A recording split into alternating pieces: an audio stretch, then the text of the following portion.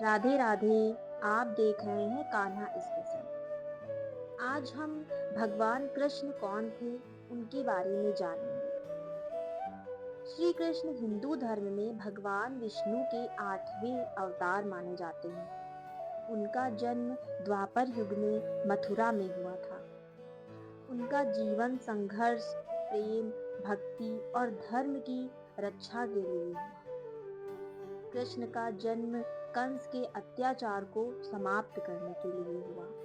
कंस ने कृष्ण के माता पिता को कैद कर लिया था, क्योंकि एक भविष्यवाणी थी, उनका 8वां पुत्र कंस का नाश करेगा।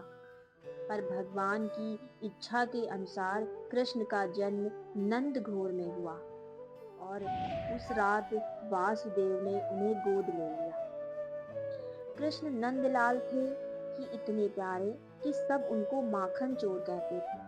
वे गोपियों के घर जाकर माखन चुराते और सबको हंसी खुशी में जीना सिखाते थे। यशोदा मैया जब परेशान होती, कृष्णा उन्हें देखकर मुस्कुरा देते। यही उनका सुंदर बचपन था।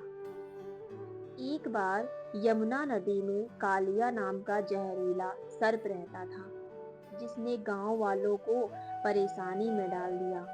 कृष्ण अपने मधुर बांसुरी की आवाज पर नदी में कूदे और नाग को वश में करके उसे क्षमा की शिक्षा दी। यह लीलाएं हमें दिखाती हैं कि डर को हराकर शांतिपूर्ण जीवन कैसे पाया जा सकता है।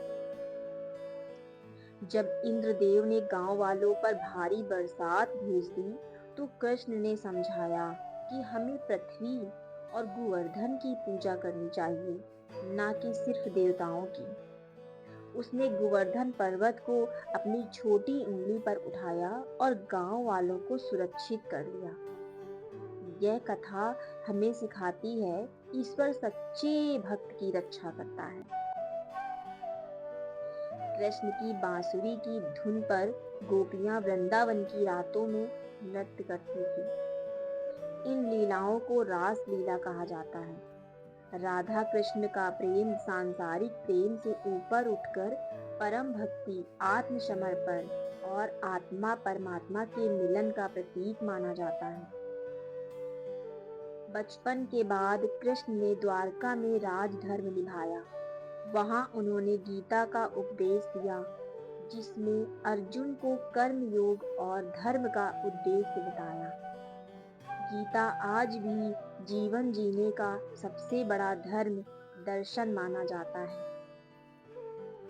कृष्ण की बांसुरी सिर्फ संगीत नहीं थी, वह प्रेम, भक्ति और आत्मा का आवाहन करती है। जब कृष्ण ने द्वारका में जीवन जिया, तो उन्होंने इस बांसुरी को त्याग दिया, जिसे भक्ति और आत्मसमर्पण का प्रतीक माना गया। कृष्ण का जीवन सिखाता है, प्रेम सच्चा हो तो सब रिश्तों से ऊपर होता है। कठोर संघर्ष में भी मुस्कुराना सीखो। धर्म और भक्ति से जीवन सिद्ध होता है। ये कथाएं केवल मनोरंजन नहीं है, ये जीवन के गहरे सत्य और आत्मज्ञान को उजागर करती हैं। अगर हम कृष्ण की लीलाओं को अपने जीवन में उतारें, तो प्रेम, समर्पण और धर्म भक्ति तो हर कठिनाई आसान हो सकती है। जय श्री कृष्णा। राधे राधे। राधे जी की कृपा आप सभी पर बनी रहे।